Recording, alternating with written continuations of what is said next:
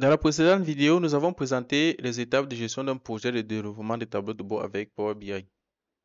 Bien entendu, la phase de cadrage de ce projet est la réalisation du tableau de bord et du reporting financier que nous avons présenté dans la toute première vidéo de cette formation. Vous pouvez toujours aller regarder, le lien se trouve en description et dans la playlist. Dans cette nouvelle vidéo, nous allons importer notre jeu de données qui a été présenté dans la seconde vidéo et nous allons commencer avec le processus proprement dit de création de notre tableau de bord. On se retrouve juste derrière. Salut à toi et bienvenue sur Salaire Analytics. Ici, nous simplifions le monde de l'analyse de données, de l'intelligence artificielle et de l'automatisation à l'aide d'outils no-code, low-code. Nous vous apprenons à maîtriser les outils puissants tels que Power BI, Excel, Python, SQL, les IA génératifs tels que ChatGPT, Claude, Gemini, les outils d'automatisation no-code, low-code tels que N8N, Make, Power Automate pour maximiser leur valeur. Notre mission, vous aider à exploiter les technologies modernes pour booster votre carrière, améliorer vos processus et créer de la valeur. Si vous êtes nouveau sur cette chaîne, alors je vous invite à vous abonner et à activer la cloche de notification pour ne rater aucune de nos vidéos. Alors, pour importer notre jeu de données, nous allons lancer Power BI et créer un nouveau projet. Je lance Power BI Desktop. Il est en train de se charger. Et dès que c'est fait, je m'en vais sur Nouveau rapport vierge. Mon nouveau rapport étant déjà créé, je vais simplement l'enregistrer pour que notre travail soit sauvegardé au fur et à mesure. Donc, je vais l'enregistrer immédiatement. Je fais Fichier, Enregistrer sous, je parcours la machine et je choisis le dossier dans lequel je vais enregistrer tableau de bord financier et puis je vais mettre mon nom, tableau de bord financier. Si vous cliquez sur cette flèche, vous verrez trois extensions ou trois formats de fichiers. Le premier, PBIX, c'est le format standard des rapports, de stockage des rapports Power BI, d'accord?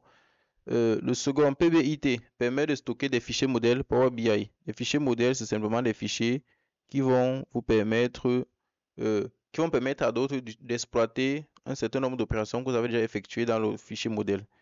Ensuite, il y a PBIP, projet Power BI. Donc, c'est un nouveau format qui a été introduit par Microsoft et qui permet de stocker ces projets Power BI sous forme de code et de les mettre dans les environnements tels que Git. Donc, ça veut dire qu'après chaque modification et chaque résultat significatif, vous pouvez faire un commit pour sauvegarder la version dans GitHub.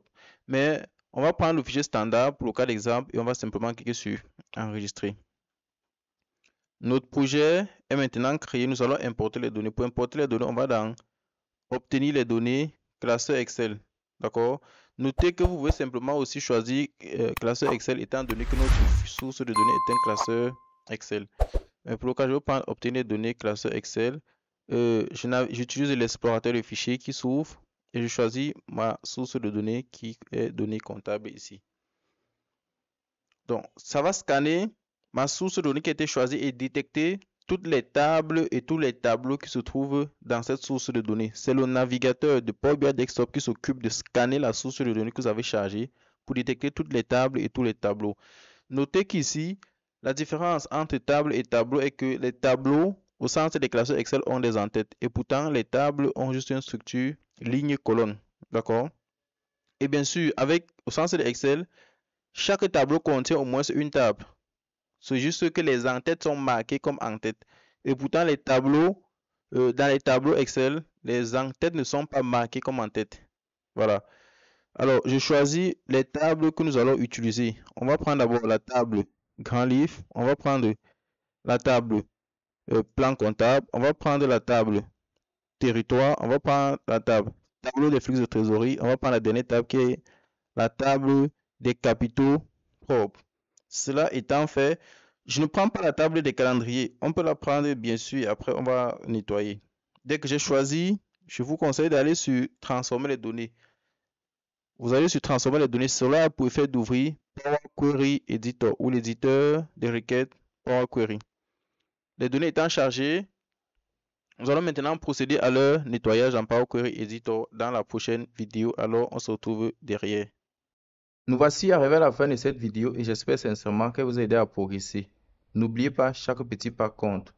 Si elle vous a aidé ou inspiré, prenez une seconde pour la liker. Cela nous aide à toucher encore plus de monde et à grandir. Si vous avez des questions, laissez-les en commentaire. Abonnez-vous à Sana Analytics et activez la cloche de notification afin de ne manquer aucune de nos prochaines aventures.